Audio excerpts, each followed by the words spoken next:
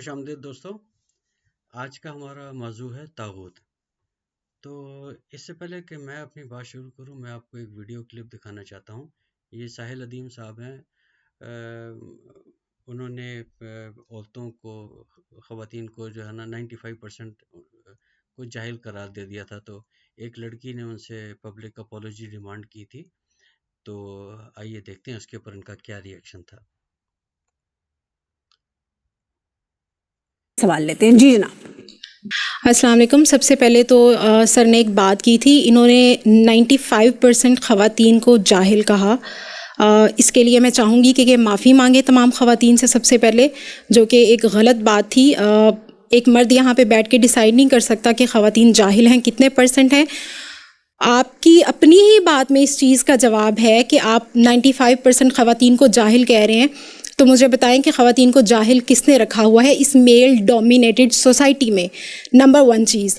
Number 2 از دس، جو بات آپ طاغوت والی آپ نے مسلسل ریپیٹ کی ہے، اس کے لیے آپ کو پتہ ہونا چاہیے کہ پاکستان میں اگر آپ مساجد سے فتوے لینے جائیں گے تو جو پاکستان کی پولیٹیکل ریلیجس پارٹیز ہیں ان کا کیا رد عمل ہوگا، اسلامی نظریاتی کونسل کا کیا رد عمل ہوگا. ان سب چیزوں کو آپ اپنے ان کو کاؤنٹر کیے بغیر آپ نے یہ ساری بات کی، تو آپ کو پہلے معافی مانگنی چاہیے. I guess.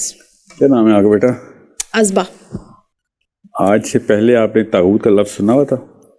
نہیں، میں نے آپ سے ہی بہت دفعہ 200-300 دفعہ سن لیے. آج نا، جی. آج آپ کو طاغوت کا پتہ چلے جو اسلام کا سب سے بڑا گناہ ہے.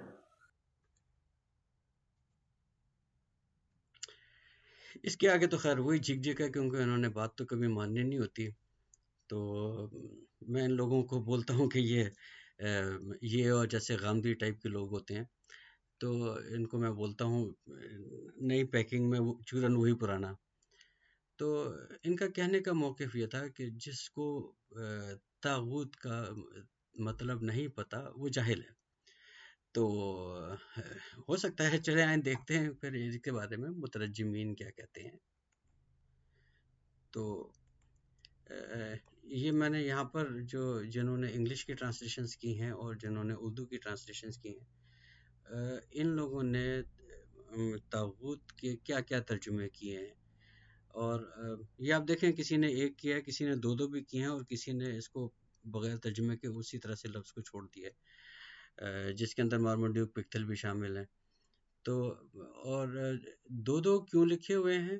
کیونکہ ان لوگوں نے جو 8 مختلف آیت میں یہ لفظ استعمال ہوا ہے، اور انہوں نے یعنی مختلف آیتوں میں مختلف ترجمے کیے ہیں، یعنی ایک بھی ترجمے پہ بھی انحصار نہیں کیا. اس کا مطلب یہ ہے کہ یہ یا تو یہ خود کنفیوز تھے یا انہوں نے کچھ چھپانے کی کوشش کی ہے.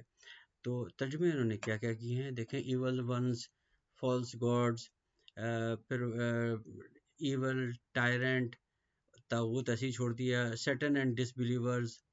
اچھا، اس کے بعد پھر evil forces, power of evil, false god, اور اردو کے اندر سرکش، اور پھر حد سے بڑھنے والا، جھوٹے معبود، سرکش شیاطین، سرکش شیطان، غیر اللہ کی بندگی، سرکش طاقتیں، طاغوتی نظام، شیطان یا باطل معبود، شیطان، سرکش طاغوت، طاغوت، جھوٹے معبود، سرکش حکام، باطل نظام اور ظالم قوتیں وغیرہ. تو یہ تو سارے ترجمے ہیں. اور اس کے علاوہ تو ہم سب سے پہلے تو یہ دیکھتے ہیں نا کہ یہ قرآن میں جہاں پہ، تو یہاں پر ایک اور لفظ بھی استعمال ہوا ہے، وہ ہے ابدیت کا. تو اور یہ لفظ صرف طاغوت کے ساتھ استعمال ہوا ہے. چند آیات میں اور یہ لفظ استعمال ہوا ہے، وہ میں آپ کے سامنے بھی ذرا پیش کر دوں تاکہ پھر اس کے بعد ہم کھل کے بات کر سکیں گے. سورہ مریم کے اندر آیا ہے قال انی عبداللہ، یہ 1930 ہے. پھر سورہ فرقان 25:63 کے اندر وعباد الرحمن الذین یمشون علی الارض ہونا. اور اس کے بعد پھر سورہ زمر کے اندر آیا ہے قل یا عبادی الذین آمنوا 39:10. اس کے علاوہ سورہ کافرون ہے، اس کے اندر یہ لفظ بار بار آیا ہے قل یا ایھا الکافرون لا اعبد ما تعبدون ولا انتم عابدون ما اعبد اور اس ترجمہ انہوں نے ایسے کیا ہے کہ نہ تم اس کی عبادت کرتے ہو جس کی میں کرتا ہوں، نہ میں اس کی عبادت کروں گا جس کی تم کرتے ہو۔ مطلب ایک ڈھٹائی کا آنسر دیا گیا ہے۔ لیکن ہم یہ دیکھتے ہیں کہ ابدیت کا لفظ، جیسے انہوں نے بہت جگہوں پر اس کے ترجمے کے اندر انہوں نے سرکش بھی لکھا ہے، اور انہوں نے بت بھی لکھا ہے ایک جگہ کے اوپر۔ آئیڈلز یہاں پہ لکھا تھا، آئیڈلز بھی انہوں نے لکھا ہے، بت کے طور پہ ترجمہ کیا ہے۔ تو کچھ بتوں کا ذکر ہے، جیسے لات، منات اور عزا، اور پھر اس کے بعد پھر ان لوگوں کا بھی ذکر ہے کہ جنہوں نے خدائی کا دعویٰ کیا، جیسے فرعون۔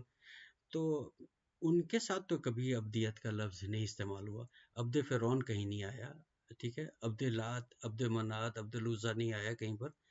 تو پھر یہ صرف عبد طاغوت کا لفظ کیوں آیا ہے؟ تو عبدیت، عبد جو ہے وہ غلامی سے ہے، کہ غلامی کرنا، کہ طاغوت کی غلامی کرتے ہیں۔ اور یہاں سے ایک اور بھی چیز ظاہر ہوتی ہے کہ خدا نے انسانوں کو اپنی غلامی میں بھی نہیں رکھا، ان کو اس میں انہوں نے خدا نے آپ کو کھلی آزادی دی ہے۔ اچھا، اب یہ آیات دیکھتے ہیں جس کے اندر یہ ابدیت کا ذکر ہے، جس کے اندر یہ طاغوت کا ذکر ہے۔ تو یہ 8 آیات ہیں۔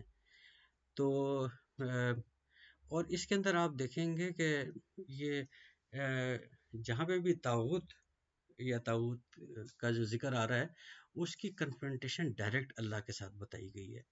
باقی اور بھی لوگ ہیں جنہوں نے جھوٹے خدائی کا دعویٰ کیا، جیسے کہ فرعون ہو گیا، تو قارون ہو گیا، حمان ہو گیا، لیکن ان کی کنفرنٹیشن یعنی موسیٰ سے آئی ہے، لیکن خدا سے ڈائریکٹ، اللہ سے ڈائریکٹ نہیں آئی ہے۔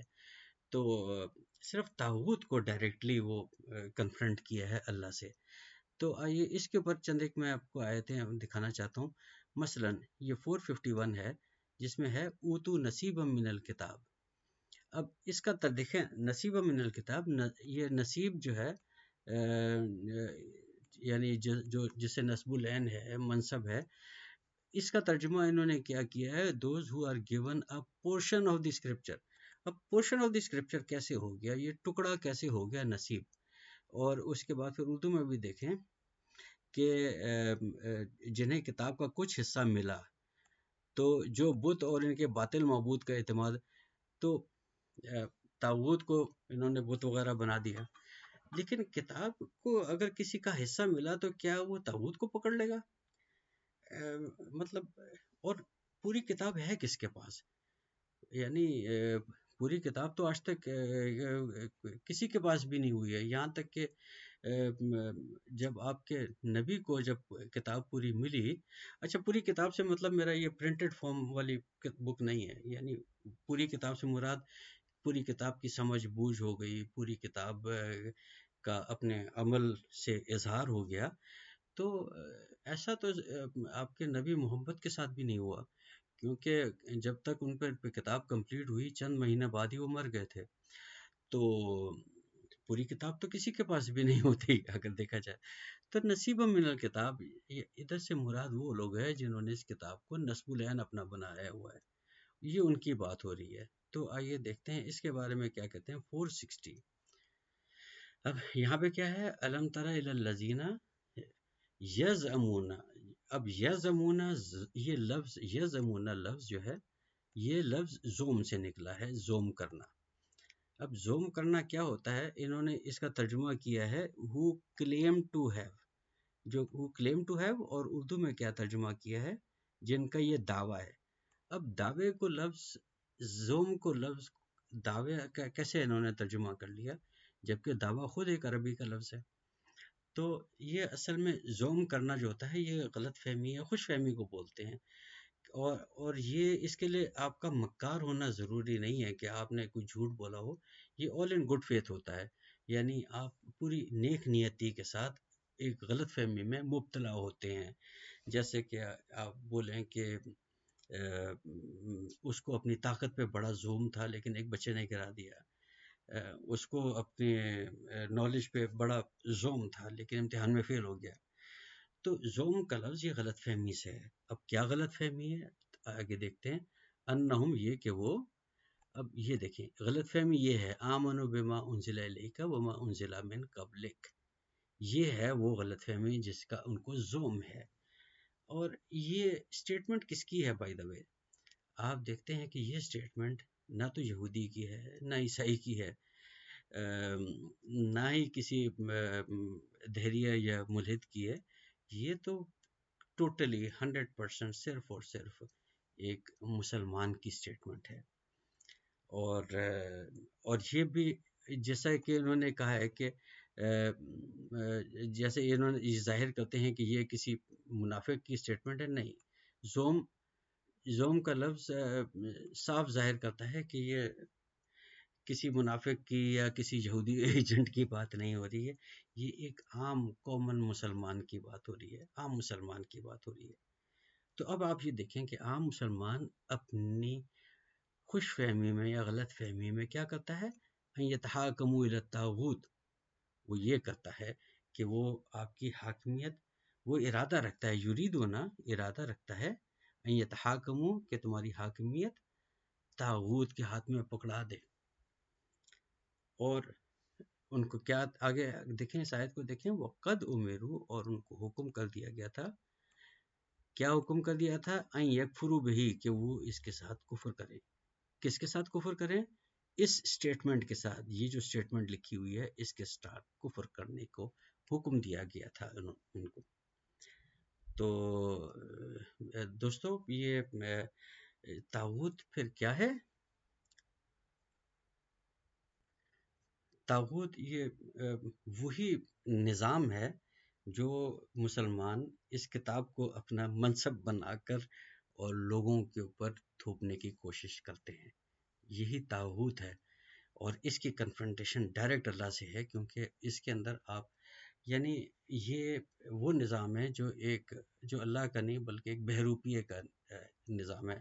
اس کالی کوٹری والے کا نظام ہے جو کہ وہاں مکہ میں جس کا گھر بنا ہوا ہے. تو اس کو میرا خیال ہے اس لڑکی نے بہتر پہچان لیا تھا جس نے سائلہ دیم سے بات کی تھی کہ یہ جو آپ کی اسلامی نظریاتی کونسل اور یہ جو اسلامی اور مذہبی اور جو سیاسی جماعتیں ہیں اور یہ جو فتوے جہاں سے لیتے ہیں مسجدوں والے، تو یہ ان کی بات ہو رہی ہے کہ اس نے اس کو صحیح پہچانا کہ طاغوت اصل میں یہی ہے جو جب آپ اس نظام کو دوسروں پر مسلط کرنے کی کوشش کرتے ہیں. اور میں بھی اس کے اندر کوئی پورا ایکسپرٹ نہیں ہوں، باقی میں آپ کے اوپر سمجھ بھی چھوڑتا ہوں. بہت بہت شکریہ.